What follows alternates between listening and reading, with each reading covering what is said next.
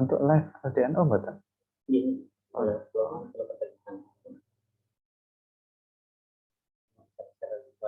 Sampun. Linknya? Oh, nganu.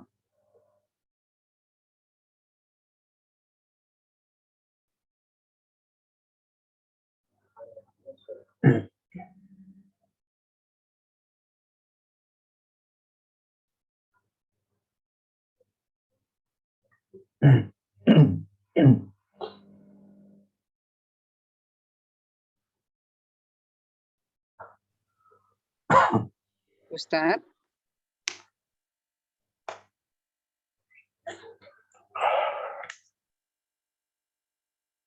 Tentang air.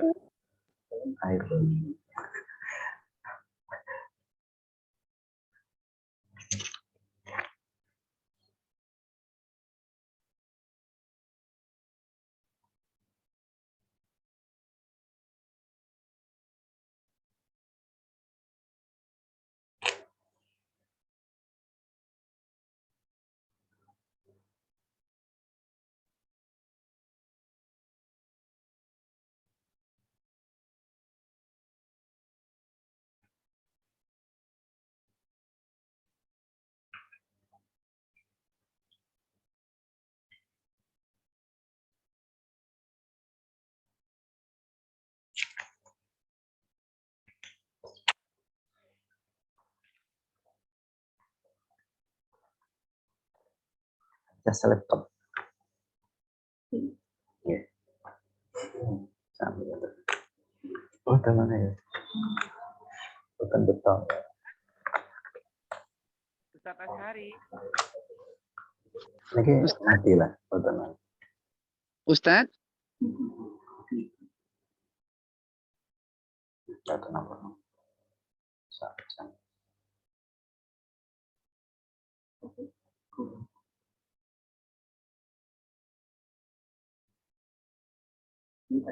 Mungkin di pertengahan mawon dengan kita aja.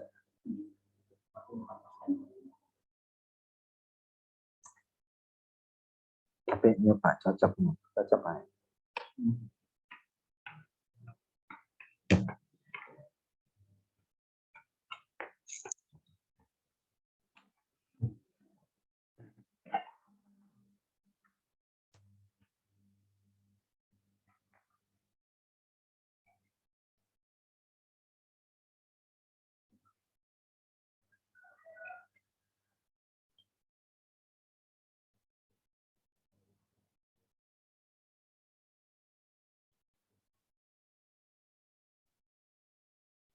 Ustadz.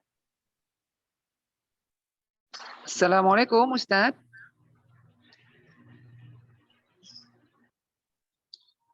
Ustadz Asyari.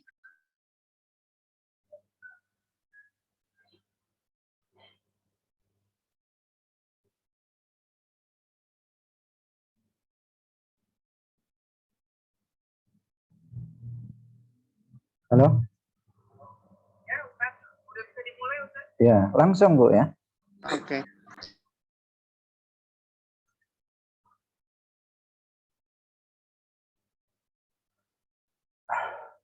Mulai. Suara bisa didengar semua ya? Bisa Ustadz. Kita mulai. Bisa, ya. Bisa Ustadz.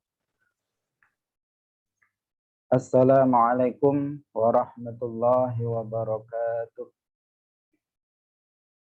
Alhamdulillahi rabbil alamin. Lahu ni'matu wa lahul fadlu wa lahul sana'ul hasan. Wassalawatullahil barrir rahim. Wal malaikatil muqarrabin. Ala sayyidina wa maulana Muhammadin. وعلى آله وأصحابه الطيبين الطاهرين اللهم لا سهل إلا ما جعلته سهلا وأنت تجعل الحزن إذا شئت سهلا اللهم ارزقنا الإخلاص في النية والقول والعمل وبعد.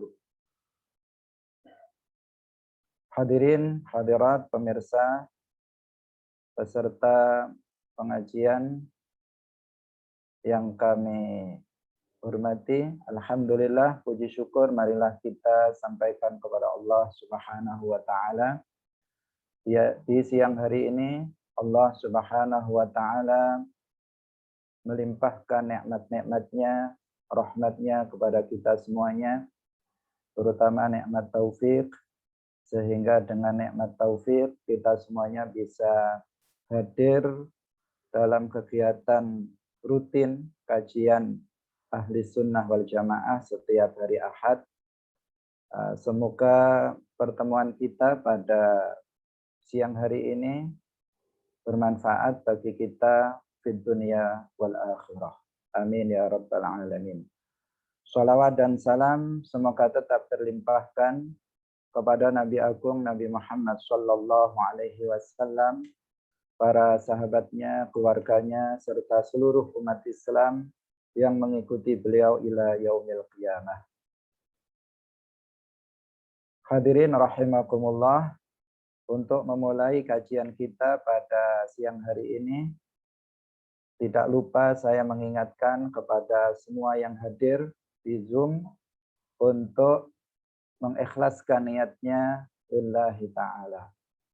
Karena hanya dengan niat yang ikhlas lillahi ta'ala, maka apa yang kita lakukan pada siang hari ini akan diterima oleh Allah Subhanahu wa taala sebagai amalan sholihan maqbulah. Karena itu jangan sampai niat ini lekang dari dalam hati kita sejak awal kita memulai kajian ini sampai nanti di penghujung kajian Ahli Sunnah wal Jamaah ini. Hadirin rahimakumullah, tema yang diberikan kepada saya pada siang hari ini oleh panitia adalah cara jitu membedakan antara Ahli Sunnah wal Jamaah dengan aliran yang lainnya.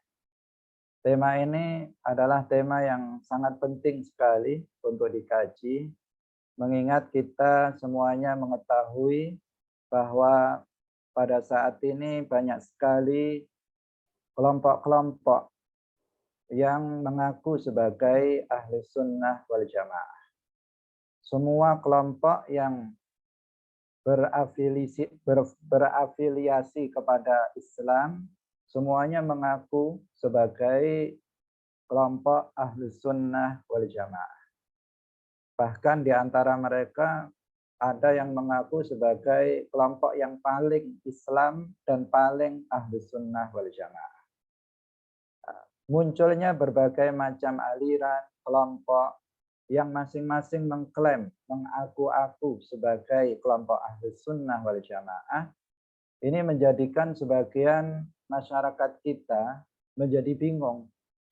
Sebenarnya mana kelompok Ahli Sunnah wal Jamaah yang sebenarnya itu? Apakah mereka yang selama ini memang sudah lama mengaku Ahli Sunnah wal Jamaah, Asy'ariyah, Maturidiyah? Apakah kelompok Wahabi? Apakah kelompok Hizbut Tahrir? Apakah kelompok Hizbul Ikhwan? Atau kelompok-kelompok yang lain yang semuanya mengaku sebagai Ahli Sunnah wal Jamaah? Masyarakat bingung. Bahkan banyak di antara mereka karena bingungnya kemudian mereka salah dalam menentukan kelompok Ahli Sunnah wal Jamaah. Mereka menyangka bahwa kelompok itu adalah Ahli Sunnah wal Jamaah, ternyata justru mereka itu terperosok pada golongan atau paham yang menyimpang dari paham Ahli Sunnah wal Jamaah. Karena itulah maka pada siang hari ini kajian kita menjadi sangat penting bagi kita semuanya. Hadirin rahimakumullah, perlu kita ketahui di awal pertemuan kita ini bahwa perpecahan umat ini sesuatu yang pasti, sesuatu yang menjadi fakta, kenyataan di lapangan yang tidak terbantahkan. Selain bahwa kita telah melihat fakta perpecahan itu di depan mata kita sendiri, munculnya berbagai aliran-aliran, baik itu yang lokal yang muncul lahir di Indonesia maupun yang muncul secara internasional ada di daerah lain kemudian juga masuk di negara kita melihat itu secara langsung di depan mata kita. Tetapi lebih dari itu bahwa perpecahan umat ini memang sudah dikhabarkan, bukan diramalkan, tetapi telah dikhabarkan oleh Rasulullah Shallallahu Alaihi Wasallam. Tentu apa yang disampaikan Rasulullah, apa yang dikhabarkan Rasulullah adalah wahyu dari Allah Subhanahu Wa Taala, sehingga apa yang beliau sampaikan pasti benar. Dan telah terbukti bahwa apa yang beliau sampaikan tersebut tentang perpecahan umat itu telah terjadi. Dalam hadis yang diriwayatkan oleh Al-Imam At-Tirmidzi disebutkan sataftariqu ummati ala 73 firqatan kulluhum finnari illa millatan wahidah. Qalu wa man hiya ya Rasulullah? Qala ma ana alaihi wa ashabi. Rasulullah bersabda yang maknanya nanti umatku akan terpecah belah menjadi 73 golongan. Semuanya di neraka kecuali hanya satu saja. Para sahabat bertanya, "Wahai Rasulullah, kelompok apa? Kelompok apa satu yang selamat itu? Kelompok satu yang selamat itu kelompok apa?" Kemudian Rasulullah Shallallahu Alaihi Wasallam menjawab, "Ma ana alaihi wa ashabi," yaitu golongan yang mengikuti ajaranku dan ajaran para sahabatku. Atau dengan kata lain adalah ahlus sunnati wal jamaah. Karena ahlus sunnah artinya adalah golongan yang mengikuti sunnah Nabi. Sunnah Nabi artinya ajaran Nabi, baik itu akidah maupun ahkam. Ahlus sunnah adalah golongan yang mengikuti ajaran Nabi, baik dalam bidang akidah maupun dalam bidang ahkam. Wal jamaah, jamaah as-sahabah, yaitu golongan yang mengikuti ajaran para sahabatnya. Ahlus sunnati wal jamaah, golongan yang mengikuti ajaran Nabi dan ajaran para sahabatnya. Dalam hadis ini disebut dengan istilah ma'ana alaihi wa ashabi, yaitu golongan yang mengikuti ajaranku ahlus sunnah dan golongan yang mengikuti ajaran para sahabatku wal jamaah. Karena ada nas yang seperti ini dari Rasulullah Shallallahu Alaihi Wasallam bahwa golongan satu yang akan selamat, al-firqatun najiyah, golongan yang nanti di surga adalah golongan ahlus sunnah wal jamaah, maka sangat pantas apabila semua kelompok, semua aliran itu mengaku sebagai kelompok ahlus sunnah wal jamaah. Hadirin rahimakumullah. Ketika kita sudah mengetahui bahwa perpecahan umat ini sesuatu yang tidak bisa kita hindari. Kita tidak bisa kemudian menyatukan antar kelompok-kelompok yang secara prinsip itu memang berbeda dengan kita. Kita nggak akan mungkin menyatukan mereka. Maka di saat inilah maka kita perlu untuk bisa mengenali ahlus sunnah wal jamaah, tentu sesuai dengan petunjuk-petunjuk dari syara.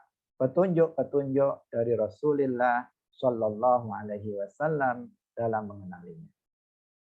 Siapa ahlus sunnah wal jamaah? Ciri-cirinya bagaimana? Untuk mengenali ahlus sunnah dari kelompok yang lain itu bagaimana caranya? Sebenarnya untuk mengetahuinya sangat simpel, sangat sederhana. Semua orang bisa mengenalnya, semua orang bisa mengetahuinya. Meskipun seseorang itu bahkan untuk mengenali, sekedar mengenalinya, pengenalan tahap awal untuk tahu itu ahlus sunnah wal jamaah atau bukan, itu cukup sederhana. Seperti yang disampaikan oleh Rasulullah Shallallahu Alaihi Wasallam. Bahwa yang pertama, kelompok ahlus sunnah wal jamaah mereka adalah mayoritas umat Islam. Ini sangat mudah. Bagi orang awam pun akan sangat mudah mengenali bahwasanya Ahlus Sunnah wal Jamaah adalah mayoritas umat Islam. Artinya mereka adalah menjadi kebanyakan umat Islam sejak dari dahulu kala hingga sekarang sampai kiamat di seluruh dunia. Itulah Ahlus Sunnah wal Jamaah. Nah, maka kalau ada kelompok kemudian dia berbeda dengan kebanyakan umat Islam, maka yakinilah, ketahuilah dia bukan Ahlus Sunnah wal Jamaah. Jika ada kelompok hanya diikuti oleh segelintir orang dan berbeda dengan mayoritas umat Islam dari sisi akidahnya, maka ketahuilah dia bukan Ahlus Sunnah wal Jamaah. Karena Ahlus Sunnah wal Jamaah adalah mayoritas umat Islam. Ini bisa dipahami dari hadis riwayat yang lain dari Rasulullah Shallallahu Alaihi Wasallam ketika beliau menjelaskan tentang satu kelompok yang selamat. Tadi dalam riwayat Tirmidzi disebutkan bahwa ketika Rasulullah ditanya siapa kelompok yang selamat itu wahai Rasulullah, beliau menjawab ma ana alaihi wa ashabi. Tetapi dalam riwayat yang lain seperti dalam riwayat Abu Dawud itu ketika Rasulullah ditanya tentang satu kelompok yang selamat, beliau mengatakan al-jamaah, bahwa kelompok yang selamat itu adalah mayoritas umat Islam. Bahkan dalam riwayat yang lain secara jelas, secara sharih itu dijelaskan bahwasanya kelompok yang selamat adalah as-sawadul a'zam, yaitu mayoritas umat Islam. Belum lagi ini didukung oleh hadis-hadis yang lain yang jumlahnya sangat banyak. Di antaranya hadis sahih rawahu Tirmidzi. Hadisnya agak panjang. Di antara lafaz hadis Rasulullah Shallallahu Alaihi Wasallam bersabda, "Faman arada buhbuhatal jannah falyalzamil jamaah." Barang siapa yang menginginkan tempat lapang di surga, maka hendaknya dia berpegang teguh kepada akidah atau keyakinan mayoritas umat Islam. Ini semakin menguatkan kepada kita bahwa mayoritas umat Islam itulah Ahlus Sunnah wal Jamaah. Mayoritas umat Islam itulah yang merupakan pengikut ajaran Rasulullah dan para sahabatnya. Ada sebuah hadis yang sangat jelas yang menggambarkan pesan Rasulullah Shallallahu Alaihi Wasallam kepada kita, khususnya di saat kita melihat munculnya perpecahan-perpecahan di tengah umat. Beliau bersabda, dalam hadis yang diriwayatkan oleh Ibnu Majah, "Fa idza ra'aitum ikhtilafan fa'alaikum bis-sawadil a'zam." Fa idza ra'aitum ikhtilafan fa'alaikum bis-sawadil a'zam. Apabila kalian melihat perpecahan, kalian melihat perselisihan seperti saat ini, kita melihat banyak sekali firqah-firqah, kita banyak sekali melihat ada aliran ini, aliran itu, paham ini, paham itu. Maka apa pesan Nabi kepada kita? Fa'alaikum bis-sawadil a'zam. Maka bergabunglah kalian dengan mayoritas umat Islam. Hadirin rahimakumullah, maka di sini sangat jelas bagi kita, bagi semua orang, bahwa akidah yang dipegangi, akidah yang dianut oleh mayoritas kebanyakan umat Islam adalah akidah Ahlus Sunnah wal Jamaah. Dan bahwa golongan yang diikuti oleh kebanyakan umat Islam adalah golongan Ahlus Sunnah wal Jamaah. Sudah tidak diragukan lagi bahwa golongan mayoritaslah golongan kebanyakan orang umat Islam, golongan yang umum dianut oleh umat Islam, golongan itulah yang disebut dengan golongan Ahlus Sunnah wal Jamaah. Maka sekarang jika jika kita melihat ada kelompok hanya diikuti segelintir orang saja, maka waspada. Maka waspadai kelompok itu, karena kelompok yang hanya diikuti oleh segelintir orang yang menyimpang akidahnya dari golongan mayoritas umat Islam, dia bukan ahlus sunnah wal jamaah. Dan kita mengetahui bahwa ahlus sunnah, bahwa kebanyakan umat Islam dari semenjak dahulu kala hingga sekarang ini di seluruh dunia semuanya adalah Asy'ariyah, Maturidiyah. Mereka adalah Asy'ariyah, para pengikut Al-Imam Abul Hasan Al-Asy'ari. Dan mereka adalah Maturidiyah, yaitu kelompok orang-orang yang mengikuti Al-Imam Abu Mansur Al-Maturidi. Indonesia adalah negara Islam dengan penduduk Muslim terbesar. Penduduk Indonesia, Muslim Indonesia jauh lebih banyak daripada Muslim di Saudi Arabia. Muslim di Indonesia jauh lebih banyak daripada Muslim di Mesir atau di negara-negara yang lain. Umat Islam di Indonesia, yang mana Indonesia ini adalah umat Islam yang terbesar di seluruh dunia. Sejak Islam masuk ke Indonesia, sudah yang diajarkan adalah akidah Asy'ariyah Maturidiyah. Dan sampai sekarang mayoritas umat Islam di Indonesia adalah Asy'ariyah Maturidiyah. Belum lagi Malaysia, belum lagi Brunei Darussalam, belum lagi Mesir, belum lagi negara-negara di Syam, belum lagi negara-negara di Arab, di daerah-daerah di seluruh dunia ini. Kebanyakan dari seluruh umat Islam yang ada, kebanyakan mereka adalah Asy'ariyah atau Maturidiyah. Maka tidak disangsikan lagi bahwa Asy'ariyah dan Maturidiyah adalah golongan mayoritas umat Islam sejak dulu hingga sekarang, maka merekalah yang disebut dengan Ahlus Sunnah wal Jamaah. Sehingga Al-Hafidz Muhammad Murtadha Az-Zabidi mengatakan, "Idza utliqa Ahlus Sunnati wal Jamaah fal muradu bihim al-Asy'ariyatu wal Maturidiyah."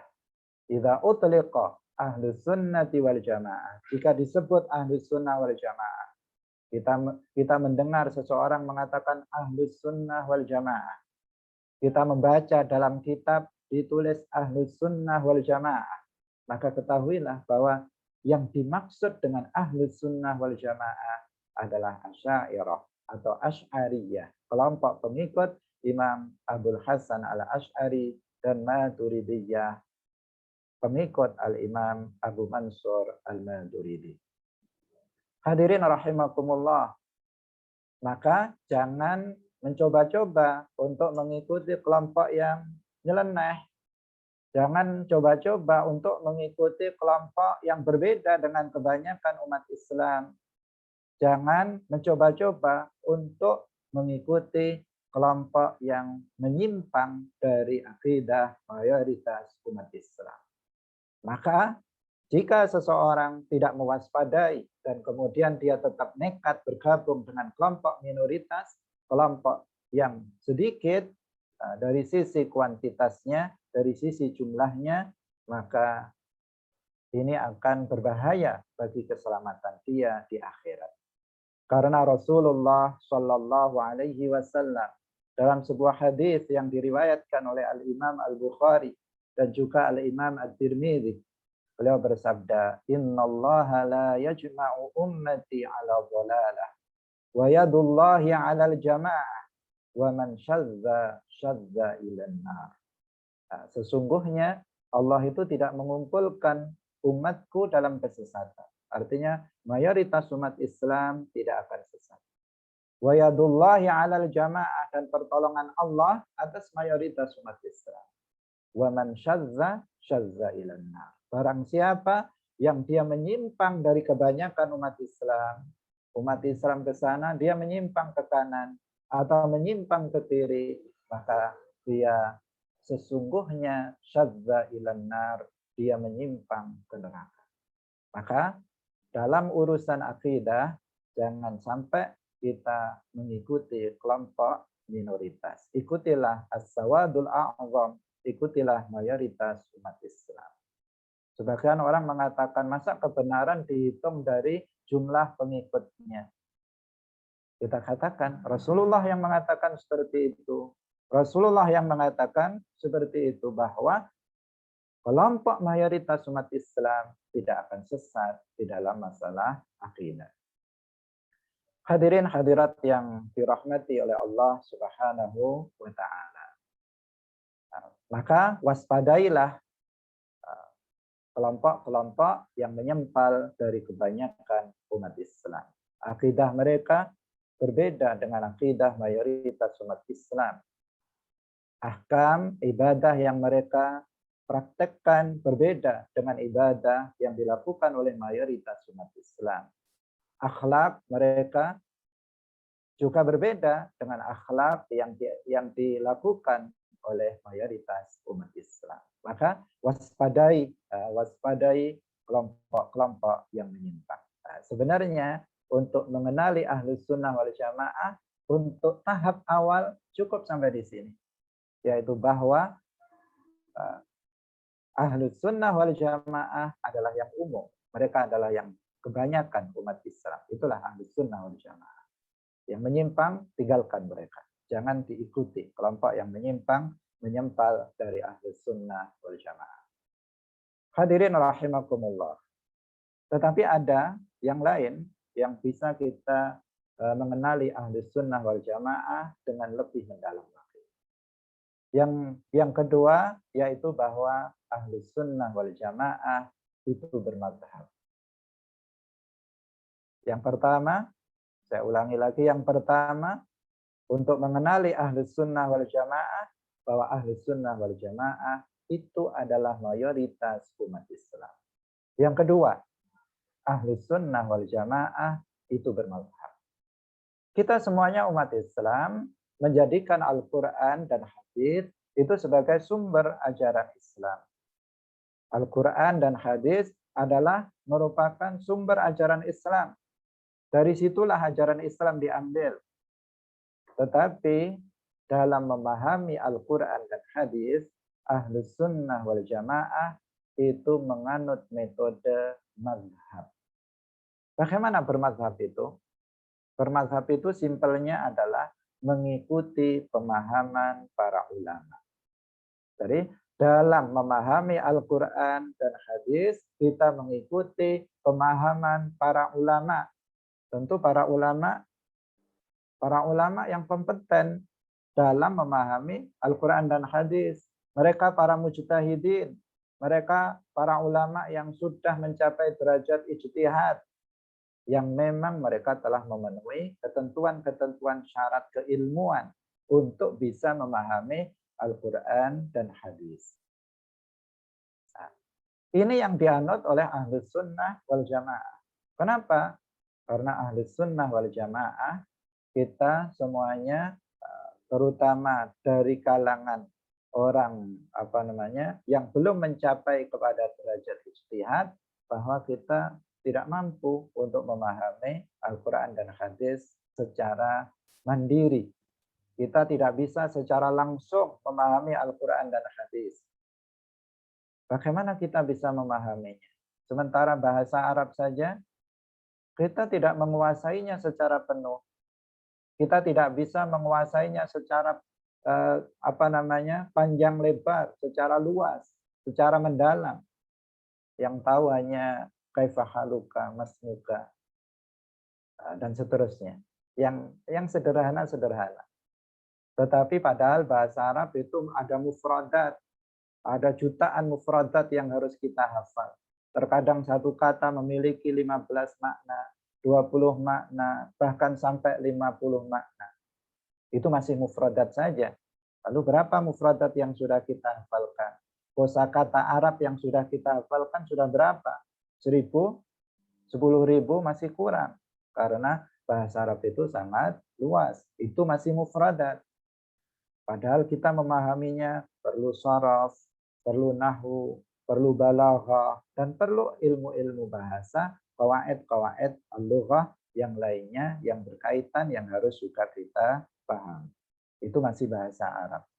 Padahal kita harus tahu an-nasikh wal mansukh, kita harus tahu al-am wal khas, kita harus tahu sababun nuzul, asbabun nuzul.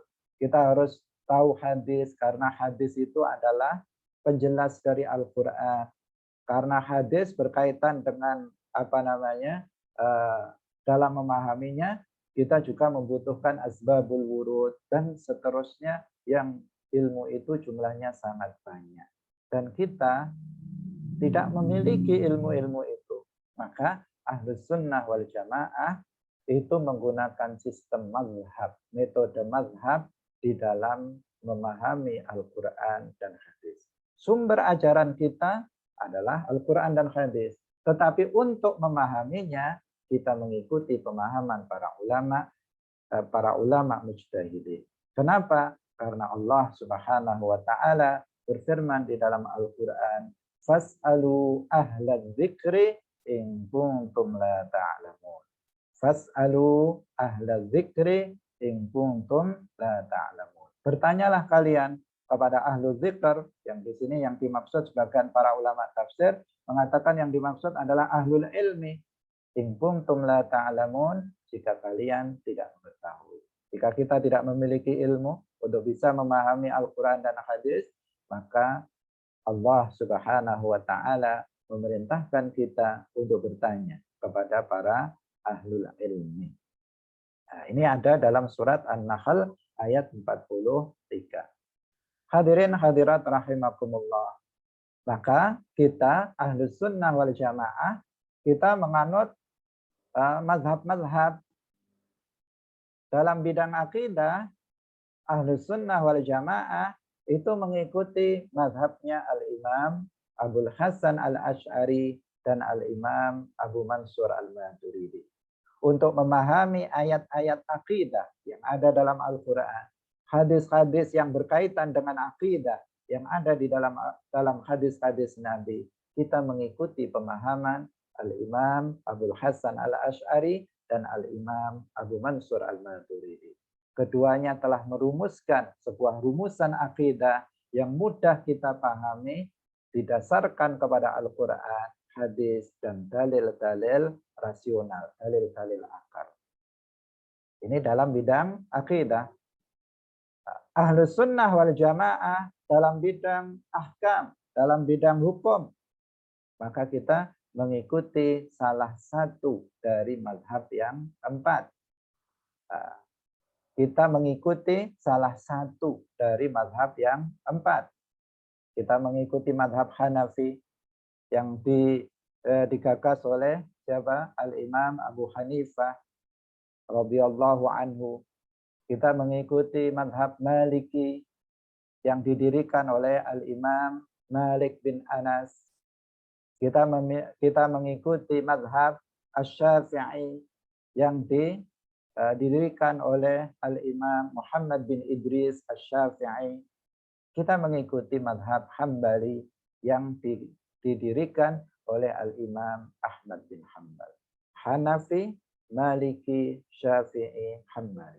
Dalam memahami ayat-ayat Al-Quran yang berkaitan dengan masalah hukum, hadis-hadis Nabi yang berkaitan dengan masalah hukum, kita mengikuti salah satu dari imam empat mazhab ini.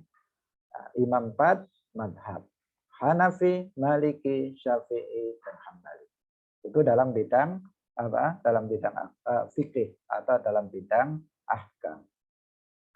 Demikian juga dalam bidang akhlak tasawuf. Dalam bidang tasawuf kita memahami ayat Al-Quran yang terkait dengan itu maupun hadis, maka kita mengikuti pemahaman dari Al-Imam Al-Junaid Al-Baghdadi. Dan juga kita mengikuti pemahaman dari Al-Imam Al-Ghazali. Karena rumusan tasawuf mereka itu tidak bertentangan dengan akidah ahli sunnah wal jamaah. Rumusan tasawuf yang mereka buat itu dibangun di atas akidah ahli sunnah wal jamaah dan syariat Islam. Hadirin hadirat rahimakumullah. Sudah dua. Secara sederhana kita bisa mengenali dengan mudah ahli sunnah wal jamaah. Yang pertama, ahli sunnah wal jamaah adalah mayoritas umat Islam.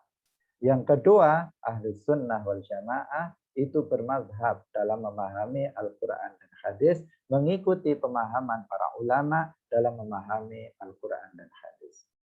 Maka jika sekarang muncul sebuah kelompok, jika muncul aliran, yang aliran ini kemudian mengatakan dengan lisannya dia mengucapkan ucapan yang benar, tetapi dimaksudkan dengan maksud yang keliru. Dia mengatakan, ayo kita kembali kepada Al-Quran dan hadis.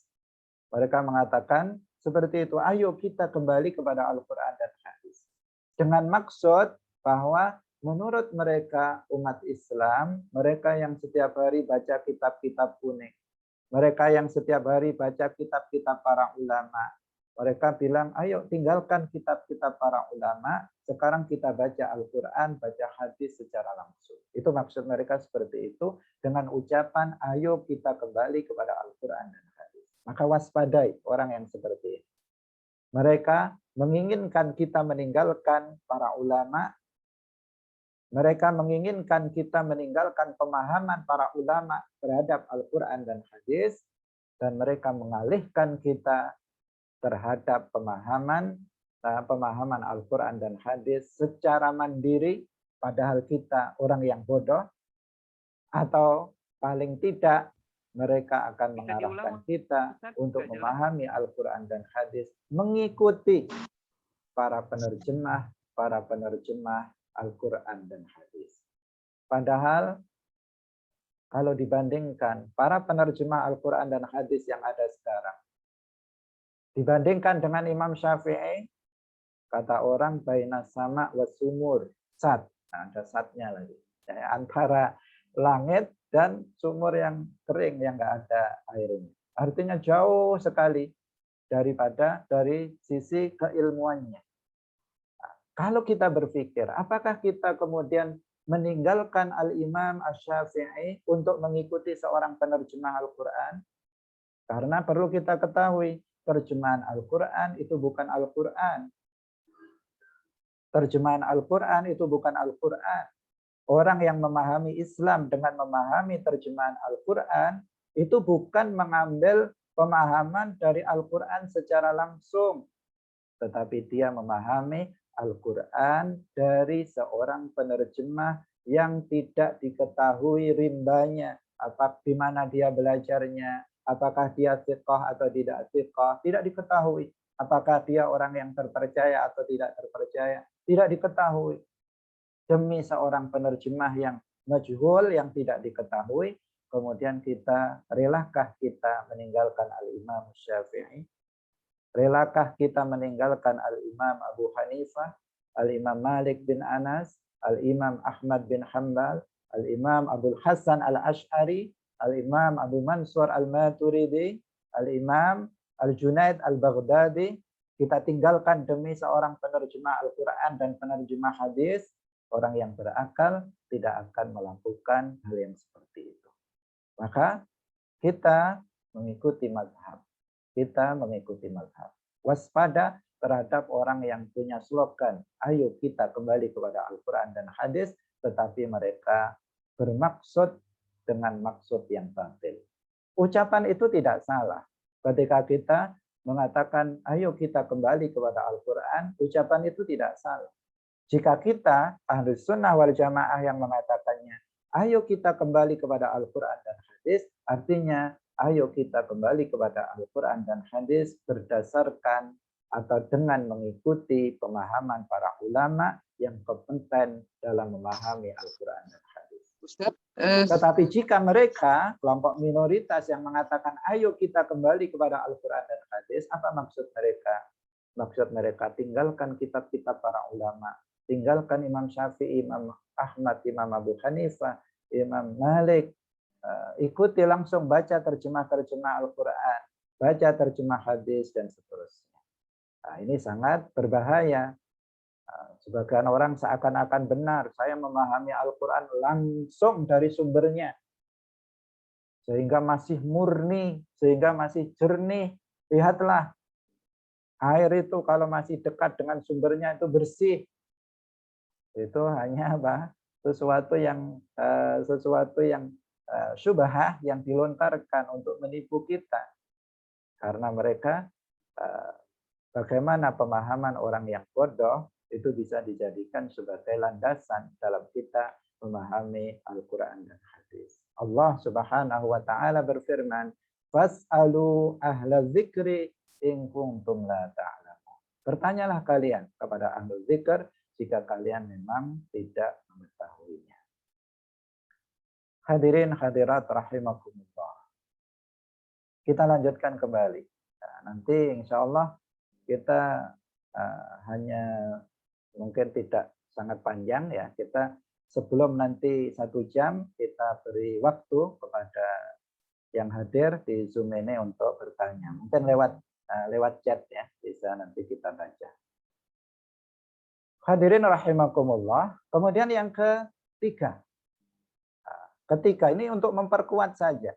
Untuk memperkuat saja. Karena yang pertama saja kita sudah bisa mendeteksi siapa itu ahli sunnah wal jamaah. Kita sudah bisa mengenal siapa ahli sunnah wal jamaah.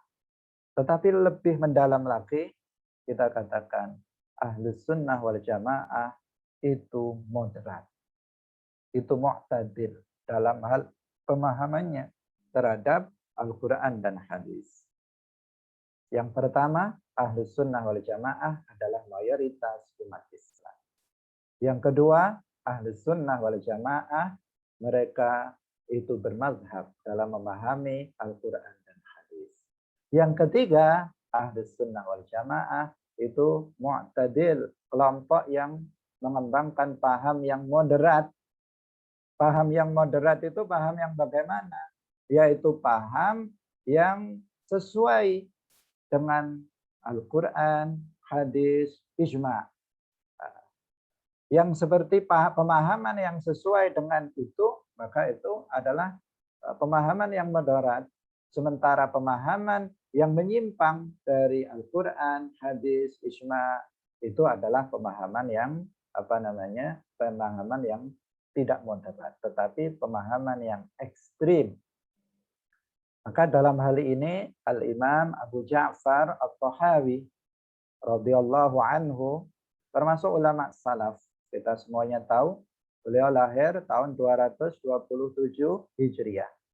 Abad ketiga Hijriah. Dan wafat tahun 321 Hijriah. Artinya beliau adalah as-salafi. Salafi yang betulan, bukan salafi yang ngaku-ngaku salafi. Karena sekarang ada kelompok mengaku-ngaku salafi, tetapi mereka berbohong dengan ucapannya itu. Karena mereka, orang yang mereka ikuti, tokoh yang mereka ikuti, itu ternyata hidupnya sekitar abad 7 atau 8 Hijriah, Ibnu Taimiyah. Atau bahkan lebih fatal lagi, yang satunya lagi, yang namanya Muhammad bin Abdul Wahab, itu abad ke-12, 2 abad yang lalu hidupnya. Artinya apa? Kholaf sekali, bukan sekedar kholaf, tetapi sangat kholaf sekali. Tetapi mereka mengaku sebagai salafi. Yang benar mereka adalah salafi, kelompok yang merusak, bukan kelompok salaf. Dari sisi manhaj, akidah mereka juga, dari sisi akidah mereka juga bertentangan dengan akidah ulama salaf. Ahlus sunnah wal jamaah itu moderat.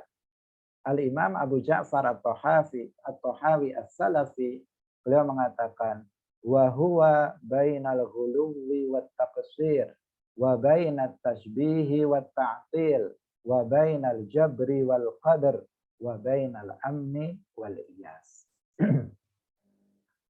Jadi moderat itu bagaimana? Moderatnya Ahlus Sunnah itu bagaimana? Yaitu bainal ghuluwi wat taqsir. Ahlus sunnah itu di antara paham hulu. Hulu itu berlebih-lebihan dalam agama. Melebihi batas yang Allah tentukan dalam beragama. Itu namanya al-huluwu fiddin. Wat taqsir, kita juga tidak teledor dalam agama. Tetapi kita di tengah-tengah di antara paham hulu berlebih-lebihan dan dalam paham yang teledor. Dalam Al-Qur'an Allah Subhanahu wa taala melarang kita untuk memiliki pemahaman yang hulu dalam agama. Dalam surat Al-Maidah ayat 77 Allah Subhanahu wa taala berfirman, "Qul ya ahlal kitabi la taghlu fi dinikum." Katakanlah, wahai Muhammad, wahai ahlul kitab, janganlah kalian berlebih-lebihan dalam agama kalian. Dalam mengamalkan agama jangan melewati batas dari yang sudah ditentukan, yang diperintahkan oleh Allah Subhanahu wa taala. Bahkan dalam hadis Rasulullah Shallallahu alaihi wasallam, hadis yang diriwayatkan oleh Al-Imam An-Nasa'i, beliau mengingatkan kepada kita untuk menjauhi al-ghulu fid din. Beliau bersabda, "Iyyakum wal ghuluwa fid din. Fa innama ahlaka man kana qablakum al-ghuluwu fid din." Jauhilah berlebih-lebihan dalam agama. Karena sesungguhnya yang merusak orang sebelum kalian, umat-umat sebelum kalian itu menjadi rusak. Yang merusaknya apa? Al-ghuluwu fid-din. Berlebih-lebihan di dalam beragama. Karena itulah maka kita harus moderat. Nah, kita harus moderat.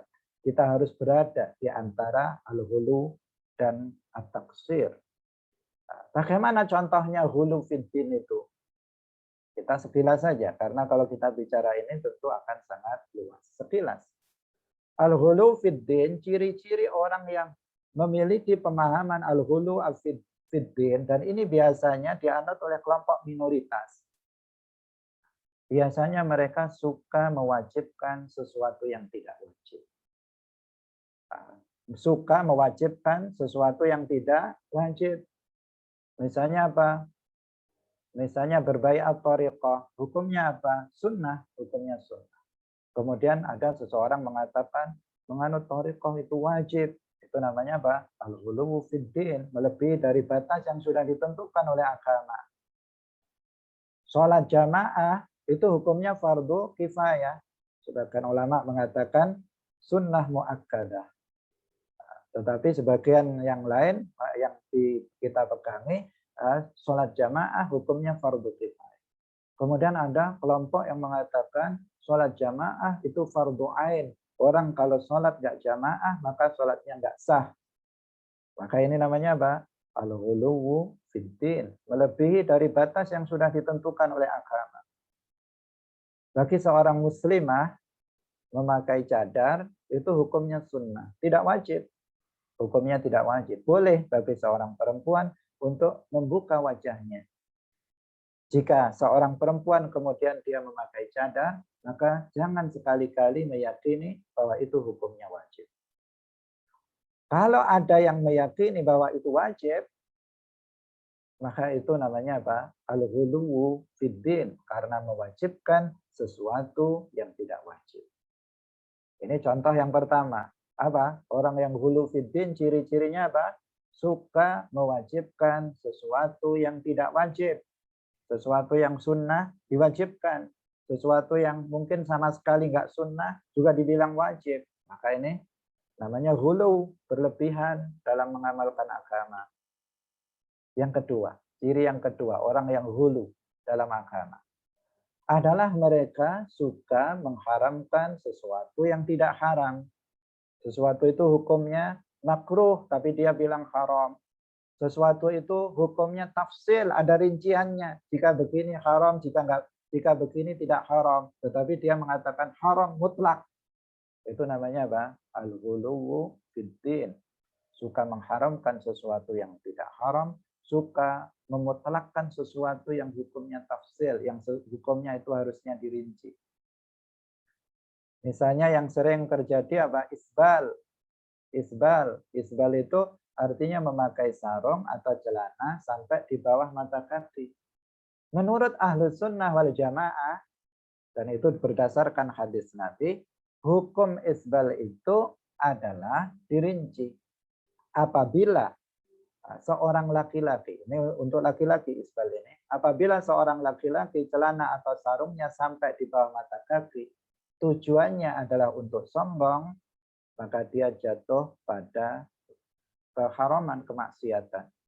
Tetapi jika dia isbal, itu sampai dia mengulurkan celana atau sarungnya sampai di bawah mata kaki, tidak ada tujuan sombong, ya biasa saja sebagaimana kebanyakan kita orang Indonesia kalau memakai sarung di bawah mata kaki nggak ada sama sekali niat sombong. Maka hukumnya apa?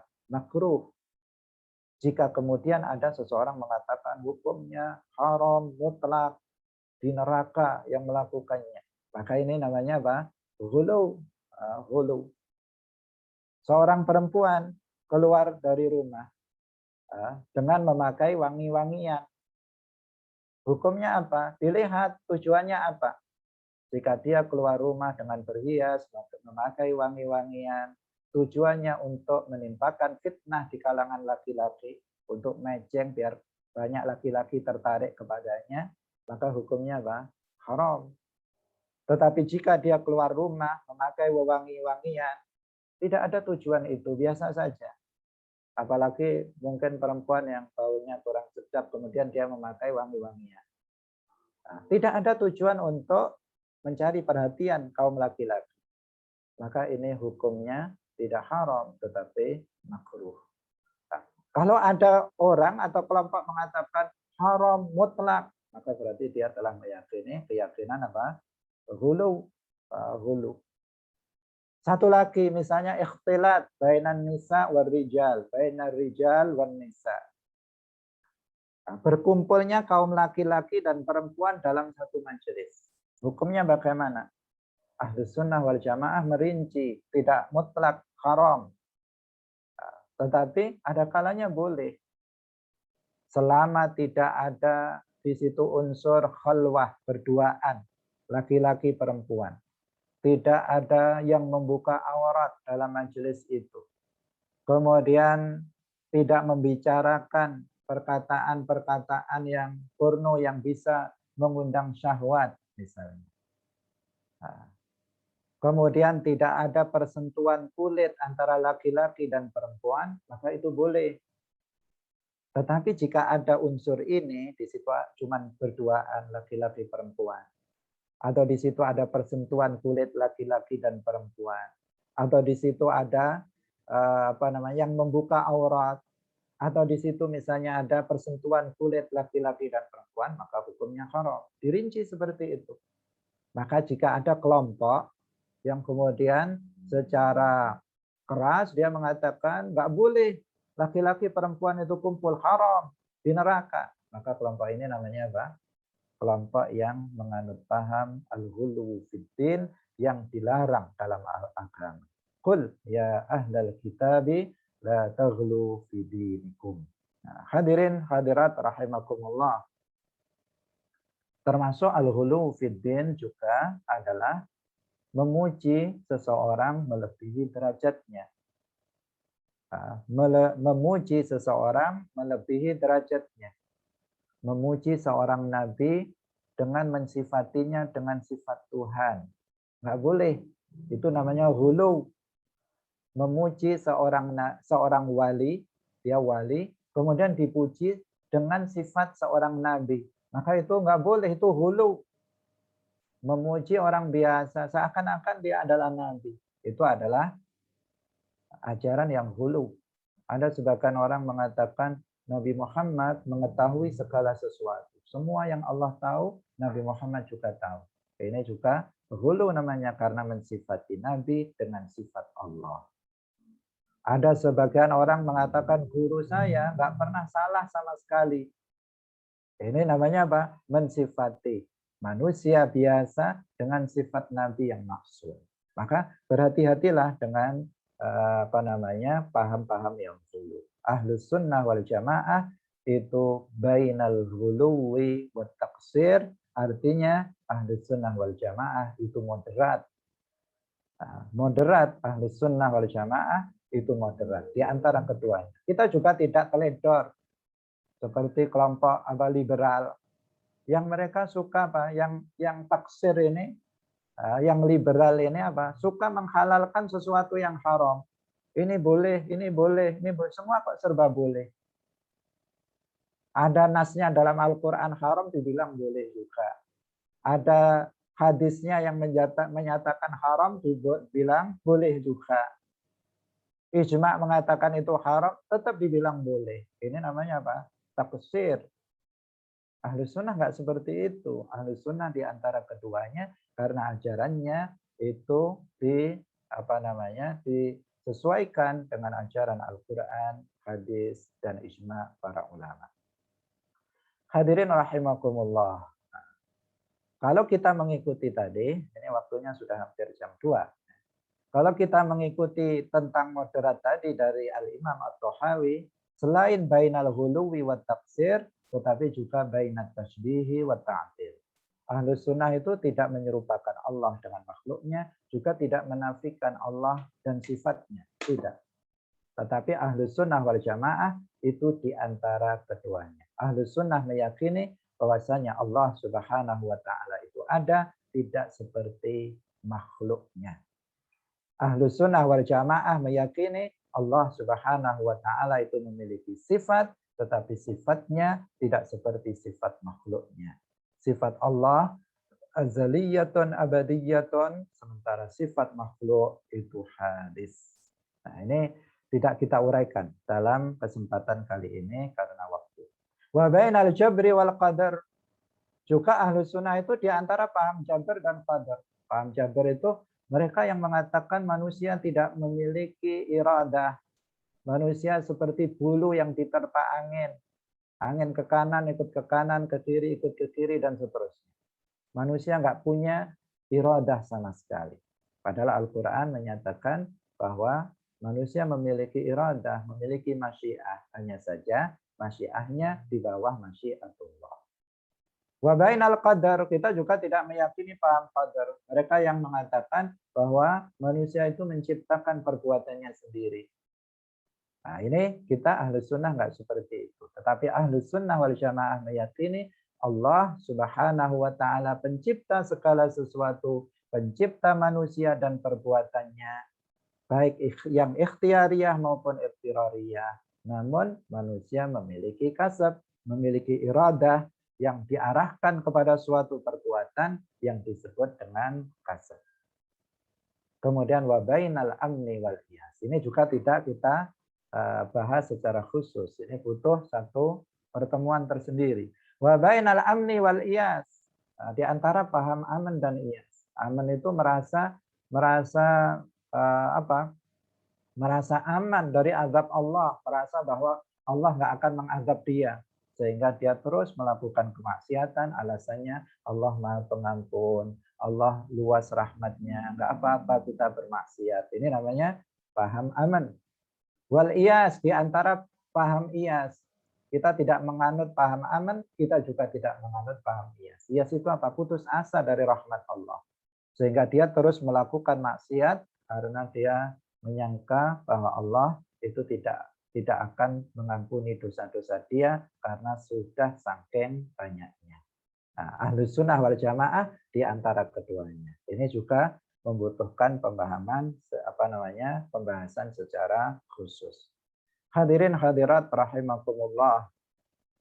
Nah, waktu sudah habis jam 2. Ini sebenarnya mungkin masih ada, tapi saya karena kesibukan sangat padat pada hari ini, sehingga saya mencukupkan sampai jam 2 ini. Sebenarnya ada satu lagi, yaitu bahwa ahlus sunnah wal jamaah itu membagi bid'ah menjadi 2.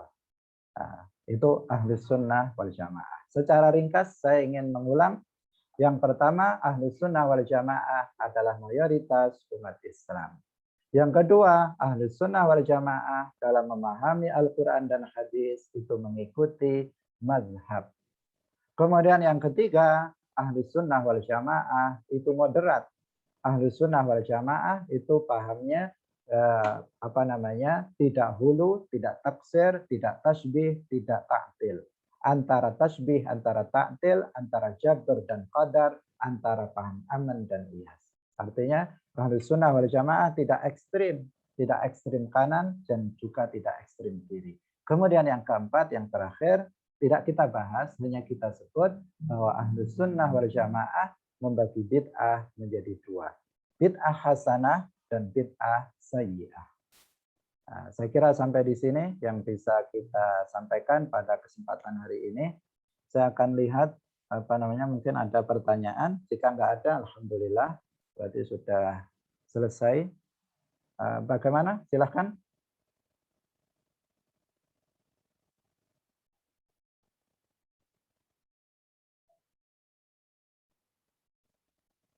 Ada ya. Sebentar. Afwan Ustadz, ini siapa ini? Rahmi. Ya.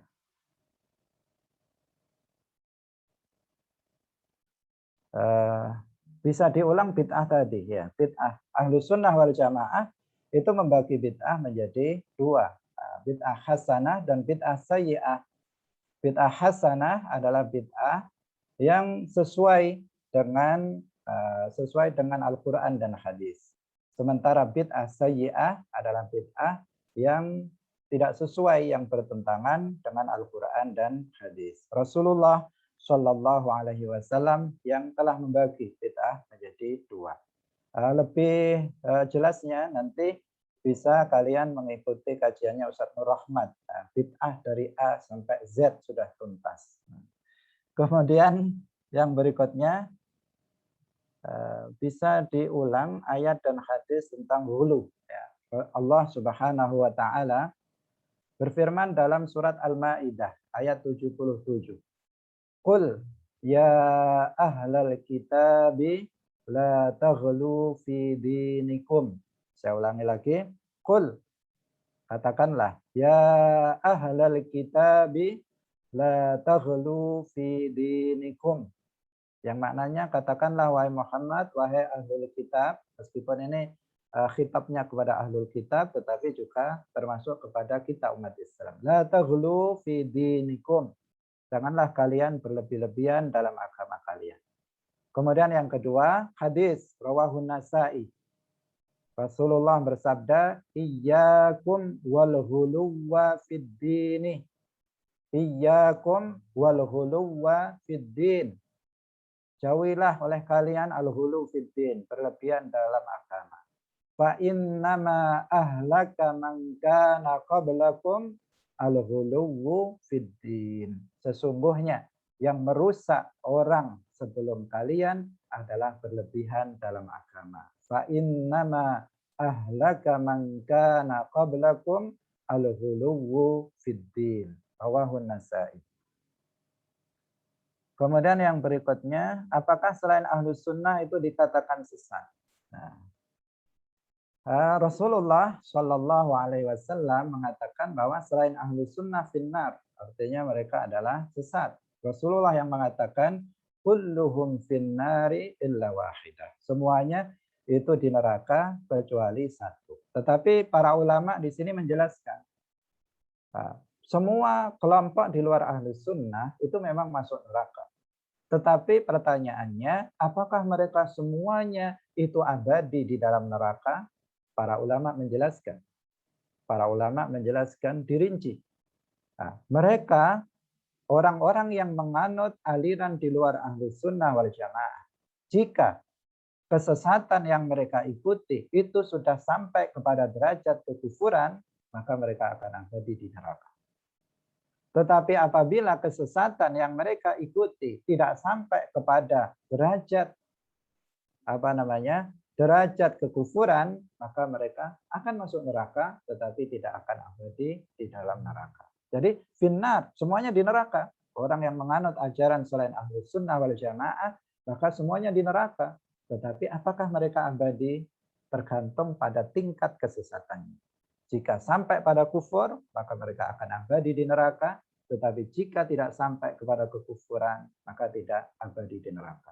Karena ada sebagian orang Mu'tazilah, mereka yang meyakini keyakinan yang kufur. Misalnya meyakini tentang mengingkari qadar. Mereka berpaham qadariyah. Maka sudah sampai kepada kekufuran, maka finnar selamanya.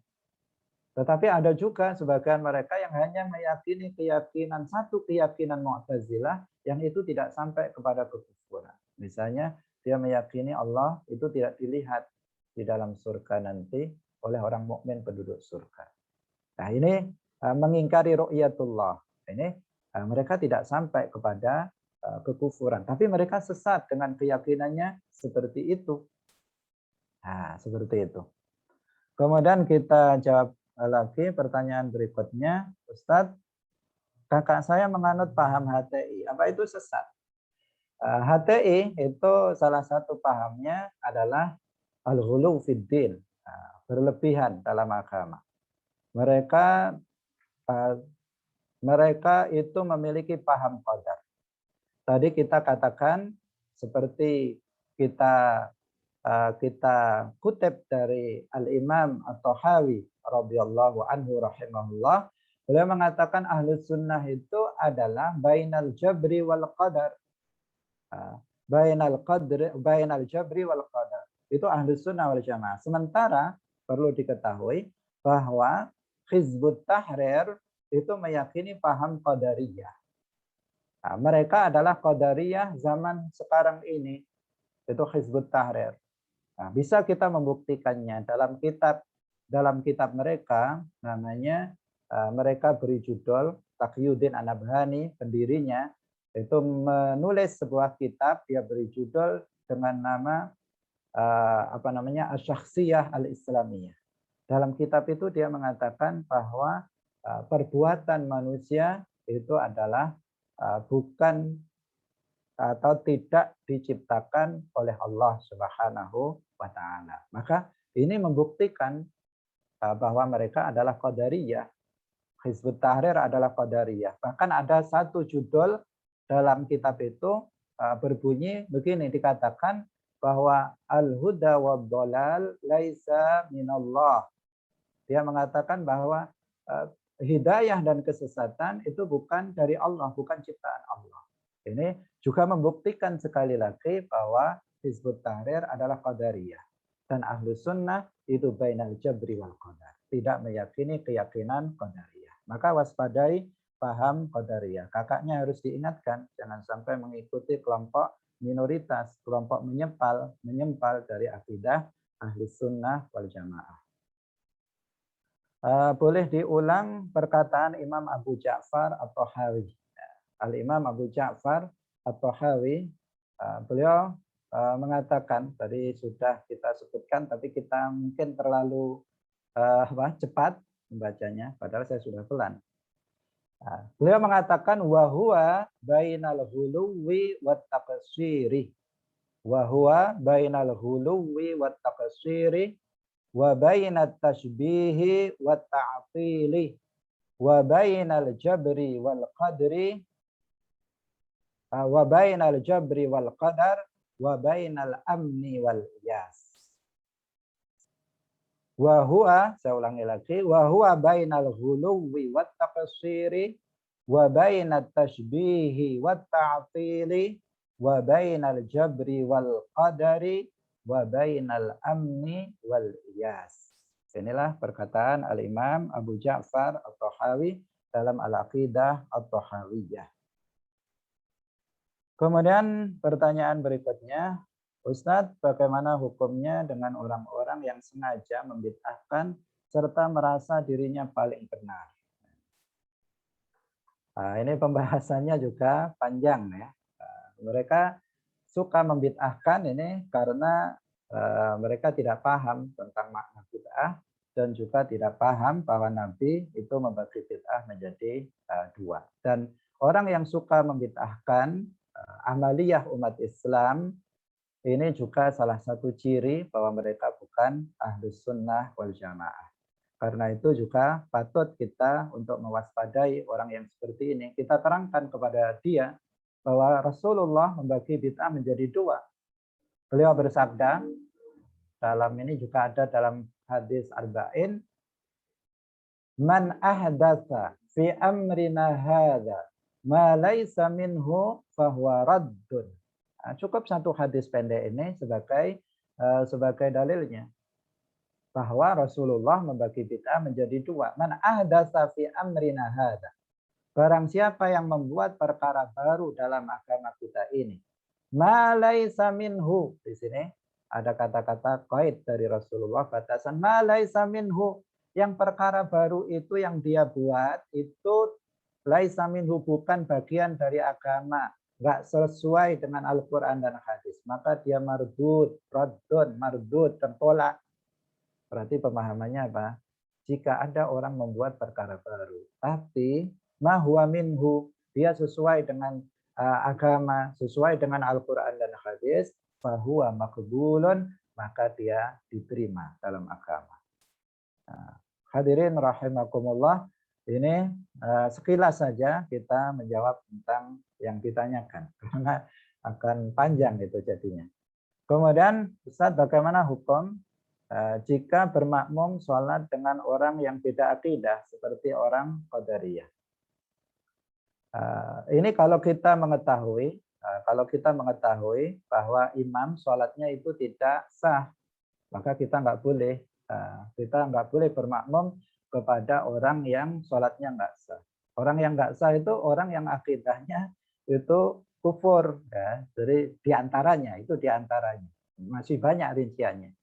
Di antaranya kalau kita mengetahui, bukankah Imam Ghazali itu mengatakan la tasihhul ibadah illa ba'da ma'rifatil ma'bud. Tidak sah suatu ibadah kecuali setelah mengenal Allah, setelah beriman kepada Allah. Kalau kita tahu ada seseorang sholat, kemudian kita pernah mendengar dia mengatakan bahwa Allah itu jisim misalnya. Berarti dia apa? Dia musyabbihah. Dia jatuh kepada kufur tasbih. Maka di sini kita nggak boleh bermakmum kepadanya.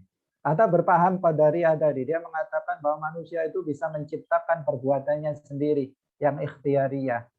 Dia mengatakan bahwa kesesatan itu manusia sendiri yang menentukannya, bukan Allah. Kalau kita mendengar sendiri dengan telinga kita, dia mengucapkan kata-kata itu, maka kita tidak boleh bermakmum kepada dia, karena sholat dia tidak sah. Bermakmum kepada orang yang sholatnya tidak sah, maka itu juga tidak sah. Nah, ini semakin banyak pertanyaannya. Kemudian yang berikutnya, apakah ustadz-ustadz yang memberikan ceramah di TV Roja itu berfaham Ahlus Sunnah? Mereka ngaku Ahlus Sunnah wal Jamaah. Ini tertutup, nggak apa-apa saya bilang. Ya. Jadi mereka mengaku sebagai orang ustadz yang berpaham Ahlus Sunnah wal Jamaah. Tetapi sebenarnya mereka bukan Ahlus Sunnah wal Jamaah. Kenapa? Ya karena nggak ada ciri-ciri Ahlus Sunnah wal Jamaah pada mereka. Apakah mereka itu mayoritas umat Islam? Bukan. Mereka segelintir orang saja di Indonesia. Apakah mereka itu bermazhab? Enggak. Mereka ikut siapa? Mereka yang diikuti Ibnu Taimiyah dan Ibnul Qayyim al-Jauziyah, Muhammad bin Abdul Wahhab. Mereka enggak mengikuti para ulama mazhab. Mereka juga membagi bid'ah, tidak dibagi lagi, tidak menjadi hasanah dan sayyi'ah. Mereka juga menganut paham ghulu. Jadi semua ciri nggak ada pada ustadz-ustadz yang ada di Roja TV ini. Itu. Ini direkam. Kemudian yang berikutnya, Ustadz, bagaimana hukum orang yang mengatakan bahwa pakai jalabib, gamis wajib, tidak diperbolehkan untuk memakai pakaian potongan karena berlandaskan dengan dalil pada Al-Quran surat Al-Ahzab ayat 56. Jadi ini salah dalam menafsirkan saja. Salah dalam menafsirkan, dan ini sebenarnya yang wajib itu adalah menutup aurat. Memakai jilbab dengan pengertian pakaian yang menutup pakaian dari atas sampai ke bawah untuk menghilangkan bentuk badan agar tidak terlihat bentuk badannya, maka itu hukumnya sunnah, itu tidak wajib. Nah, jadi orang yang meyakini itu karena kebodohannya dia telah hulu dalam agama, berlebihan. Sesuatu yang hukumnya sunnah kemudian dianggap sebagai wajib. Nah, ini sudah masuk ini organisasi. Muhammadiyah itu masuk aswaja atau bagaimana Ustaz? Jadi Muhammadiyah itu organisasi. Nah, organisasi sosial kemasyarakatan sebagaimana Nahdlatul Ulama, sebagaimana NU. Nah, hanya saja yang patut diwaspadai bahwa di dalamnya banyak sekali orang-orang dengan ciri-ciri yang kita tidak ada dalam ciri-ciri itu. Karena kita menemui beberapa orang Muhammadiyah ini sebagai organisasi, tetapi di dalamnya ada juga yang katanya itu Asy'ariyah, Maturidiyah, Syafi'iyah itu juga ada. Nah, karena itu kita tidak bisa memutlakkan tentang mereka, hanya saja mereka secara umum dalam ADART-nya mereka tidak menyebutkan bahwa mereka itu berakidah Asy'ariyah, Maturidiyah. Artinya mereka tidak mengikuti kelompok mayoritas umat Islam. Dari sisi apa? Dari sisi manhaj dari organisasinya. Tapi dari sisi orang perorangannya, kita pernah menemukan dan ada juga kitab di antara mereka itu yang ada yang seperti halnya orang NU, seperti halnya orang Ahlus Sunnah wal Jamaah. Karena itu kita mengatakan bahwa Muhammadiyah adalah sebuah organisasi sosial keagamaan, tetapi harus diwaspadai. Kenapa harus diwaspadai? Karena banyak di antara mereka itu yang mereka tidak bermazhab, yang mereka memiliki pemahaman atau banyak ditumpangi penumpang-penumpang gelap yang berakidah tasbih, yang mereka anti bid'ah hasanah dan seterusnya. Ini harus diwaspadai. Kemudian yang berikutnya, bagaimana hukum jika ada orang dikatakan olehnya Al-Quran karya ilmiah dan Al-Fatihah abstraknya? Ini biasanya ada di perguruan tinggi, di kampus, ya kita harus mewaspadainya saja. Kita jangan mengucapkan kata-kata. Saya tidak pernah mendengar ya yang ini, perkataan ini, apa hukumnya bagaimana, saya tidak menjawab. Tetapi yang perlu kita garis bawahi bahwa kita harus berhati-hati dalam menggunakan bahasa-bahasa. Ya, bahasa-bahasa yang tidak biasa dipakai oleh para ulama dalam menyebutkan untuk Al-Quran ataupun untuk hadis, ini harus kita waspadai bersama. Bahwa Al-Quran itu bukan teks biasa, sebagaimana dipahami oleh kelompok liberal yang menganut metode hermeneutika, tetapi Al-Quran tidak bisa dikatakan sebagai karya seseorang atau karya manusia yang dibandingkan dengan teks-teks biasa karya manusia. Nah, hanya itu yang bisa saya sampaikan tentang masalah ini. Kemudian bagi yang ingin mengikuti, aduh, ini kok lain nih. Oh, ini Ustadz dari siapa ini? Oh ya, nanti bisa, ini yang terakhir ya, ini pengumuman ini dari panitia. Bagi yang ingin mengikuti kajian saya, ini bisa like fanpage dengan link di bawah. Ya, secara rutin mengadakan kajian setiap pagi. Kita ngaji tafsir ayat akidah setiap pagi, dan kita kebetulan sedang membahas ayat-ayat mutasyabihat. Setelah ini nanti akan habis tentang ayat mutasyabihat. Kita akan teruskan dengan kajian ayat akidah berikutnya, yaitu tentang tema-tema akidah tertentu dan juga tentang amaliyah Ahlus Sunnah wal Jamaah. Saya kira seperti itu.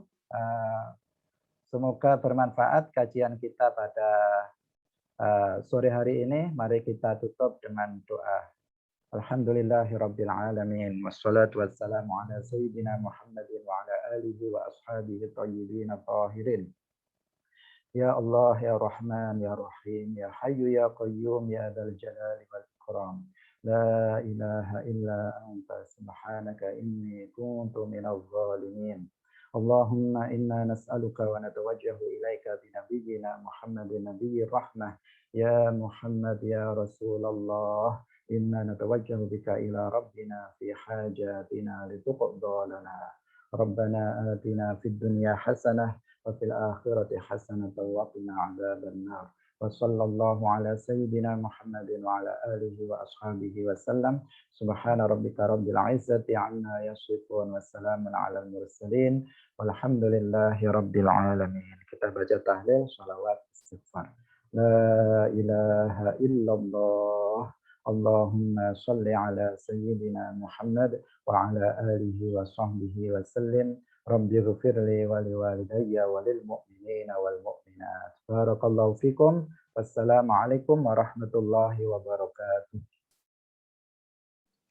Waalaikumsalam warahmatullahi wabarakatuh. Barakallahu fikum Ustadz. Terima kasih atas materinya pada hari ini.